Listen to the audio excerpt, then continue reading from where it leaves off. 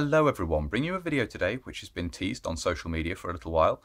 It was recently the 80th anniversary of British Airborne Forces, and Alan Ramsey and myself were invited by Airborne Assault, which is Museum of Airborne Forces, to travel down to Colchester, to Merville Barracks, to basically provide assistance in kitting out various serving members of 16 Air Assault Brigade in period kit, showing the progression of kit for British Airborne Forces through the last 80 years.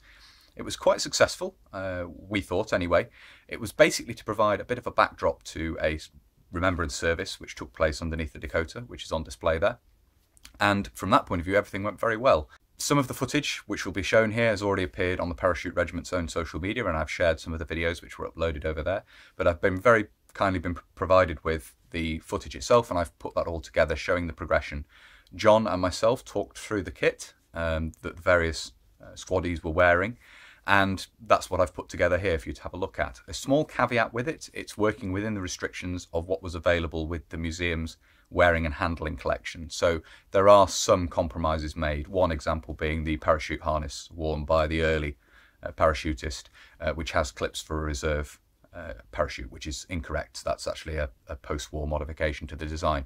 So there are some areas like that in the kit, which is not absolutely perfect, but it did give a good overview, and as I say, for a backdrop for the service it worked very well. But we'll get into looking at the various different decades now that have been recreated. Yeah, amazing, well done guys. Yeah, thanks very much for coming and doing this. I know you didn't have a choice, but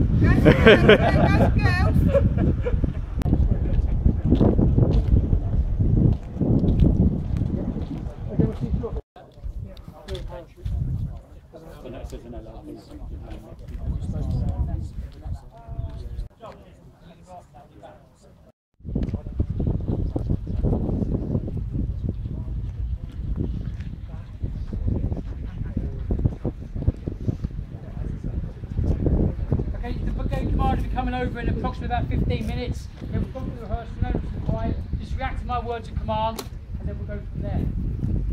So you talk amongst yourselves until the command is up. Thank you.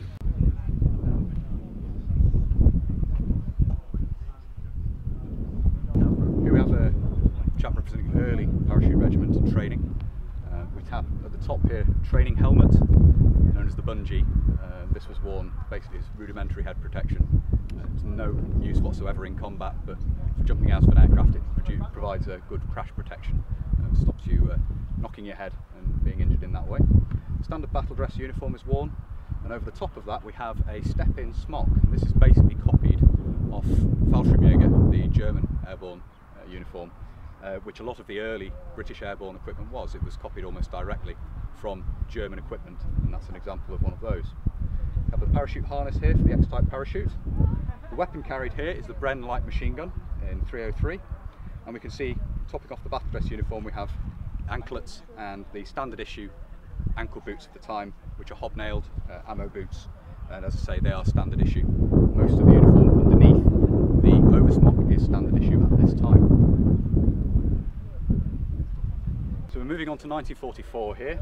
Things have developed a little bit further. We have, wearing the barrier up at the top here as opposed to the helmet, we have an iconic piece of airborne clothing, which is the Dennison Smock, which has been made in various different camouflage patterns right through to the modern day, and this is where it originates in the Second World War.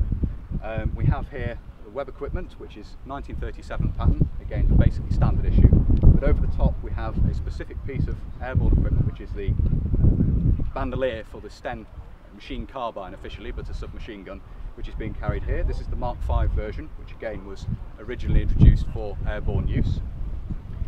Lower down we have another piece of specific parachute clothing, in fact, which is the trousers parachutists. These are a modified form of the battle dress trousers, which have a modified leg pocket, and they also have a on the side of the leg for a knife as well. Again, the footwear is standard. We have the ammunition boots and anklets. I can just get you to do an about turn. We can look at the back of the equipment here. You can see here the haversack carried on the back. This would carry the soldier's holdall with his wash kit in, mess tins, pullover, that sort of thing, things to keep you going in the field. You'd also have rations in there if deploying on an operation. Underneath the flap we have the anti-gas cape, not only used for gas protection, you could put it on and it would keep mustard gas and things off the clothing and the body, but by this time often used as a rain cape and a lightweight ground sheet as well.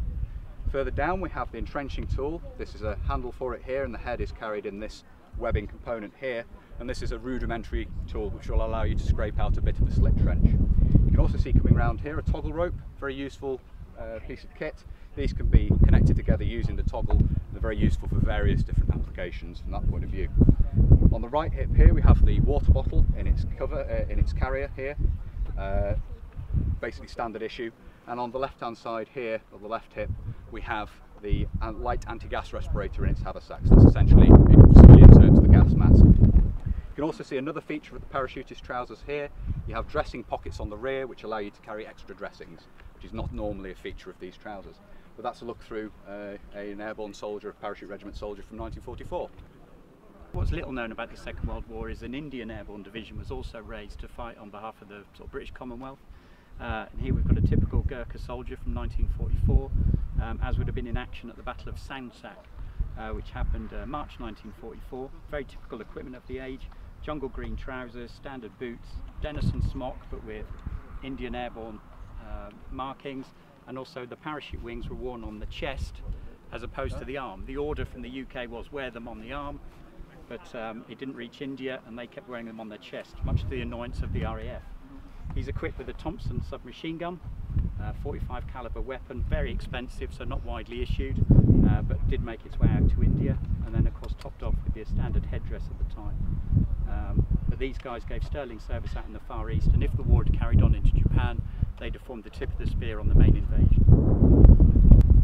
So we're looking at post-Second World War now, and this is Operation Musketeer, Suez, 1956, and we have various items of sort of adapted clothing which had been introduced during the Second World War, but things have progressed a little bit further by this point. We have a later pattern of steel helmet which had been introduced during the war, but was basically standardised with a webbing, chin strap and so forth there. At the neck we have a what is actually a camouflage face veil, but often worn as a sweat rag, as we see here. The Dennison is a third pattern introduced after the war in the 1950s, but still very similar to the wartime issue. The web equipment is now the 1944 pattern. Now, it was designed during the Second World War, actually intended for the continuing war in the Far East, hence it being in green. It's actually rot-proofed. Of course, that was the campaign out there was somewhat nixed by the dropping of 2 atomic bombs, so this was actually never used for its intended purpose, but the parachute regiment would come to use this quite extensively after the war, as we see here. The weapon carried is the rifle number 4. Still in service at this time. The SLR, which we'll look at shortly, had not yet been introduced. Trousers are khaki drill in this instance. Obviously Suez, the desert, it's a hot environment, so wearing lightweight cotton trousers there. Puttees are worn. These are basically lengths of wool wrapped around the ankle to give ankle support, worn through into the 1980s. And the boots, I noticed I'm casting a shadow here, I'm sorry about that. The boots are known as cold wet weather boots, which may seem an odd choice for the desert. They were introduced for use during the Korean War, but became popular with the parachute regiment after that time, and certainly photographs show these worn during operations in Suez. If I can get you to do an about turn, I'll just show the back of the equipment here. You can see on the back the haversack, slightly different to the 1937 pattern. It's worn here, got side pockets and various other features that have been added to it.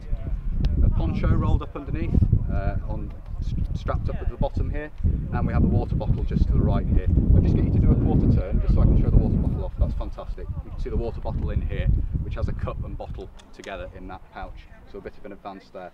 If I can just get you to raise up your right arm, we can show a feature of the webbing here. There's a strap which is intended to stabilise the rifle when carried on its sling. This is actually being used to carry a shell dressing, and that's quite common to see in photographs from operations during Operation Musketeer. So there we are. Brilliant. Okay, so we're on to the next decade now, the 1960s, and this is an example of a uniform worn during in Borneo during the Indonesia-Borneo confrontation. And it's fairly standard for most British troops in the jungle at this time. The berets disappeared, no helmets were worn, not really practical in tropical environments. We have a standard sort of jungle hat, designed very similar to that introduced at the end of the Second World War, and that's worn with a piece of paracord in the foliage loops, just a useful bit of cord or string to have on you basically.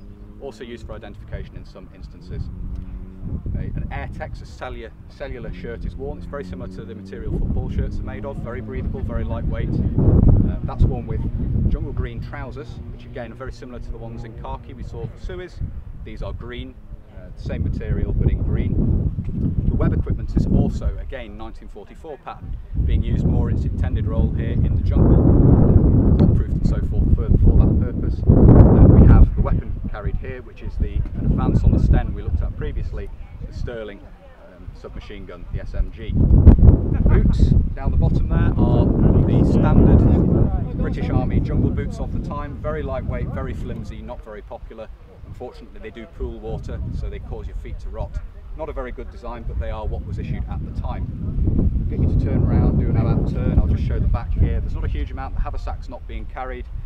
This is probably someone, just a chap basically on stag around a base area or something like that, so not carrying much for the field or anything like that. But we have one of the water bottles. You can see that a little bit more clearly now. The later type, this has a rubber cap. The previous type had a metal cap. It might not have been clear to see in the footage, but that's the only real change there. So that is a look over the uniform from Borneo in the 1960s. So, on to the 1970s now, and we have here chaps dressed in uniform appropriate to Aldershot in the 1970s, so very much stripped down. We have the airborne beret at the top there, the Parachute Regiment cap badge, a scrim scarf at the neck there, a period Dennison Smock, still, though DPM clothing, which we'll look at shortly, had been introduced by this point.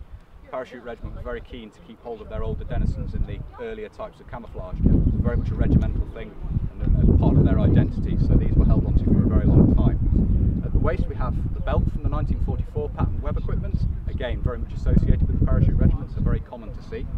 The trousers are lightweight polycotton trousers, very common at the time, essentially used for barrack dress, that sort of thing. We again have puttees and DMS ankle boots. The boots again being rubber-soled ankle boots essentially. The weapon carried at the front here is the Gpmg, the general purpose machine gun, and this is to represent someone on training at Aldershot in the 1970s. If we turn you around briefly, if we could get you to do an about turn, we can show the details of the back of the smock, which would otherwise be hidden. You can see here the back of the belt with the buckles for when it's being used as a set of web equipment. You can see here that the tail, which is designed to go underneath the smock and stop it from riding up, can be buttoned up at the front. In this pattern, you can see here this can be buttoned up out of the way at the back when it's not in use, which was a feature which had been introduced in the second pattern Dennisons during the Second World War, but hadn't been around on the original examples. So that's an interesting feature of the design there. So, the last chap I'm going to be telling you about is a chap here representing paratroopers in the Falklands campaign, 1982. Starting at the top, we have the parachute helmet, which had been introduced in the 1970s to replace the steel ones we'd seen previously. This is an example copied from period photographs, actually has an American Mitchell pattern or vine leaf pattern helmet cover, synonymous with US troops in Vietnam. Some of the Parachute Regiment men involved got hold of these and used them to camouflage their helmets.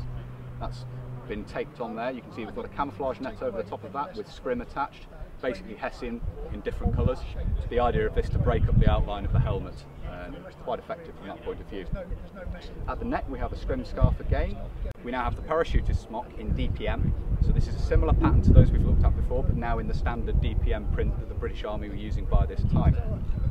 The trousers are windproof trousers made of the same sort of material, and the boots are again DMS boots, worn with puttees. These gained a very poor reputation in the Falklands due to the prevailing conditions, the very wet conditions. They fell apart and were no good whatsoever, really. It rather proved the point that the British Army had been skimping on boots for a very long time. The web equipment is the standard 1958 pattern from this time, and that's worn. We'll have a look at the back of it in a minute, see what else is carried on there, but you can see the two ammunition pouches at the front here. The weapon carried in this instance is the Gpmg again. You can see a belt of linked ammunition wrapped around the receiver there. If I get you to do let's think a right turn, probably best to start with. Okay, so we can see, just to give you an idea of the bulk of the Bergen that's been carried on the back here, if I get you to do another right turn, we'll talk about what's on the back. We'll talk about this in a bit more detail. This is the Para SAS Bergen, as it was known. These were being issued out to troops such as the Parachute Regiment. The Royal Marines had their own version. A lot of the other troops deployed to the Falklands didn't have anything suitable like this. It's not an ideal design by any means, but it is good at carrying a bulky load, which was necessary with all the cold weather clothing and equipment that was needed in the Falklands. In addition, we have a LAW, a light anti-tank weapon, strapped under the flap there. And on the left-hand side, you can see there, left-hand side of the bearer, we have a shovel carried, the lightweight shovel, which was part of the 1958 pattern, associated with the 1958 pattern web equipment. The head covered in Hessian to stop it from shining and catching light. Lower down, we have the rear pouches from tins, spare socks and so forth, rations, whatever you could fit in there essentially. And then we have here the water bottle pouch on this side, similar to that we saw previously. Slightly later version has a buckle rather than the original fastening, but the water bottle pouch carried on the side there. So there we are. That's a look at a private parachute regiment during the Falklands campaign. Okay, so here we've got a soldier in a medic's outfit from early Afghan operations. Osprey assault body armour, specially designed for Afghanistan, desert DPM kit, standard SA-80 rifle, and then medical equipment carried on the back.